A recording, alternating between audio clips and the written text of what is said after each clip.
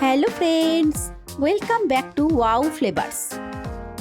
আজকে আমি তোমাদের সাথে দারুণ সুস্বাদু একটা দিওয়ালি সুইটসের রেসিপি শেয়ার করব। বেসনের লাড্ডু বা বেসান কি লাড্ডু। খুবই সুস্বাদু হয় এটা, আর বাড়িতে থাকা কিছু জিনিস দিয়েই খুব সহজেই তৈরি করে নেওয়া যায়। আর খুব দানাদার হয়, একদম দোকানের মতো পারফেক্ট লাড্ডু।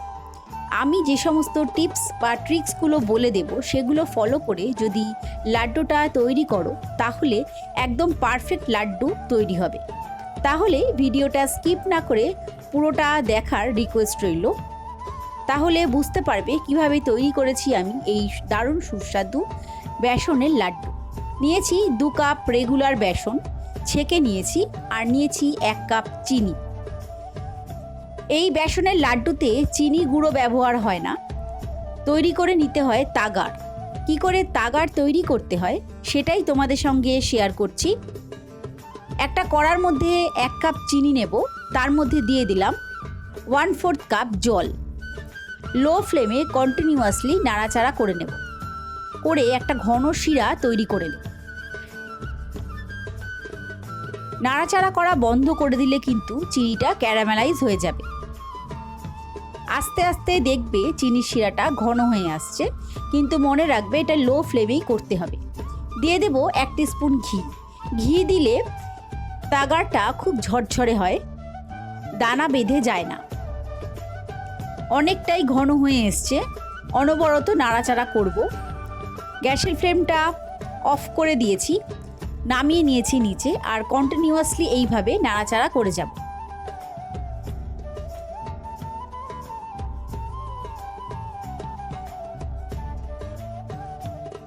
নাড়াচাড়া করতে করতে একদম ঝরঝরে তাগার তৈরি হয়ে যাবে। দেখো, তৈরি হয়ে গেছে তাগার। এটাই আমরা লাড্ডু তৈরি করতে ব্যবহার করব। ছোট ছোট দানা থাকলে সেগুলো স্প্যাচুলা দিয়ে চেপে চেপে একটু ভেঙে দেবে। একটা কড়া বসিয়ে দিয়েছি গ্যাসে। বেসনটা দিয়ে একটু ড্রাই রোস্ট করে নেব, তাতে বেসনের যে কাঁচা গন্ধটা সেটা চলে যাবে, আর লাড্ডুটা খেতেও খুবই সুস্বাদু হবে। বেসনটা 10 মিনিট আমি ড্রাই রোস্ট করে নিয়েছি। এবারে এর মধ্যে অ্যাড করে দেব ঘি। 1/2 কাপ ঘি নিয়েছি আমি, তার মধ্যে 1 চামচ ঘি আগেই ব্যবহার করেছি। আর এবারে অল্প অল্প করে ঘি দেব, আর বেসনের সঙ্গে মিশিয়ে ফ্রাই করতে থাকবো। গ্যাসের ফ্লেমটা একদম লো থাকবে। মাঝখানে আমি 1 চামচ দিয়েছিলাম ঘি, এবার পুরো ঘিটাই দিয়ে দিলাম। একবারে বেশি ঘি দেওয়া যাবে না, বেশি ঘি দিয়ে দিলে কিন্তু লাড্ডুটা পারফেক্ট হবে না, আবার ঘি কম হয়ে গেলেও লাড্ডুটা ভালো হবে না। আমার একটু ড্রাই মনে হচ্ছে মিশ্রণটা, তাই আমি 1 চামচ ঘি দিয়ে দিলাম। ভালো করে মিশিয়ে নেব।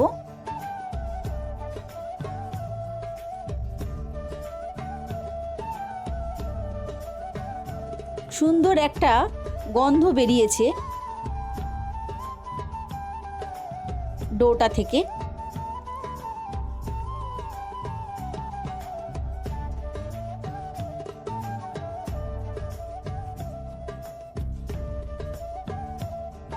এবারে এর মধ্যে দিয়ে দেব কয়েক ফোঁটা জলের ছিটা।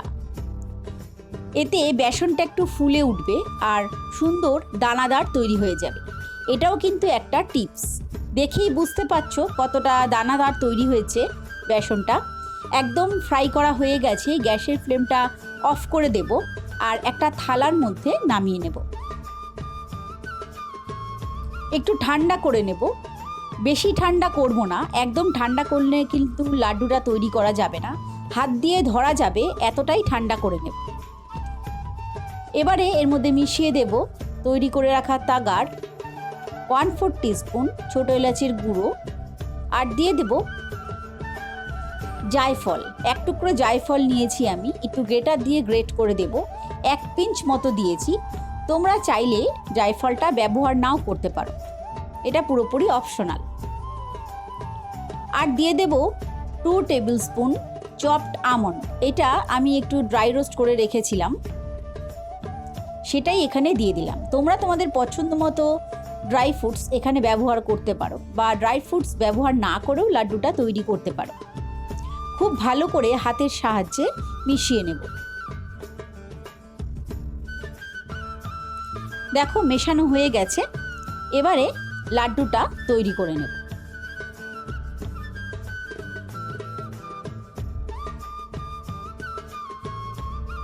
কতটা ছোট বা বড় সাইজের লাড্ডু করবে সেরকম বুঝে লাড্ডুটা তৈরি করে নিতে হবে।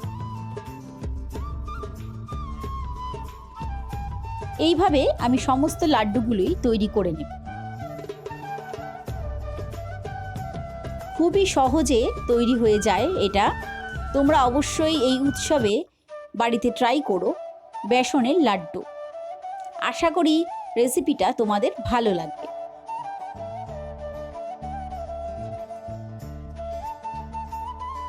একটা ভেঙে দেখাচ্ছি আমি কেমন হয়েছে লাড্ডুটা।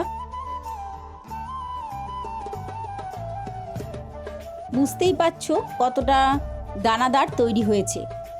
খেতেও দারুণ সুস্বাদু হয়েছে। সবাই খুব আনন্দে কাটাও এই দিওয়ালিটা, এই কামনাই করি। আজকের মতো এই পর্যন্তই। আবার দেখা হবে নতুন কোনো রেসিপি নিয়ে। সবাই ভালো থেকো, সুস্থ থেকো।